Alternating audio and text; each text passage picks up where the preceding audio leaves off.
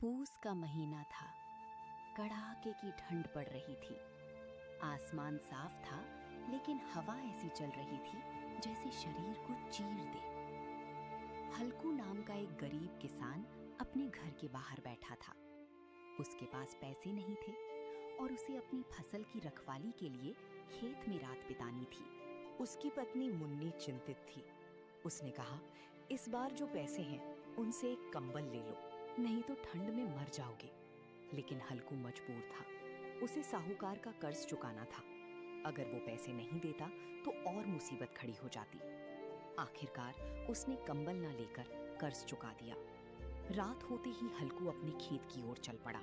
उसके साथ उसका वफादार कुत्ता झबरा भी था। खेत में चारों तरफ सन्नाटा था।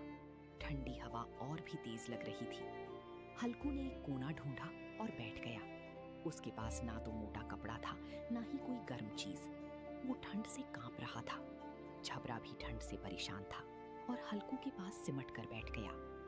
हल्कू ने सोचा कि अगर वो आग जला ली तो थोड़ी राहत मिल सकती है। उसने सूखी पत्तियां इकट्ठा की और आग जलाई।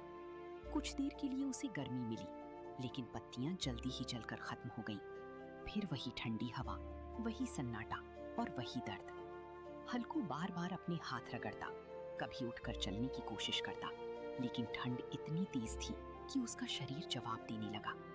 वो मन ही मन सोचने लगा कि ये कैसी जिंदगी है जहां एक इंसान को अपनी जान की परवाह छोड़कर सिर्फ फसल बचाने के लिए इतनी तकलीफ सहनी पड़ती है। झबरा उसकी तरफ देखता, जैसे वो भी उसकी हालत समझ रहा हो। दोनों एक दूसरे की सहारे उस रात को काटने की कोशिश कर रही थी। आधी रात बीत चुकी थी। ठंड अब और भी बढ़ गई थी। तभी खेत में कुछ हलचल हुई। नील गायों का एक झुंड खेत में घुस आया और फसल चरने लगा।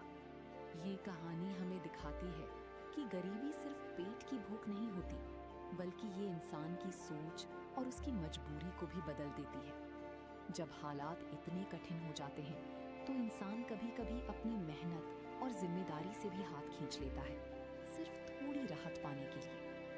यही पूस की रात की सच्चाई है। एक ऐसी सच्चाई जो दिल को छू जाती है और हमें सोचने पर मजबूर कर देती है कि असली संघर्ष क्या होता है।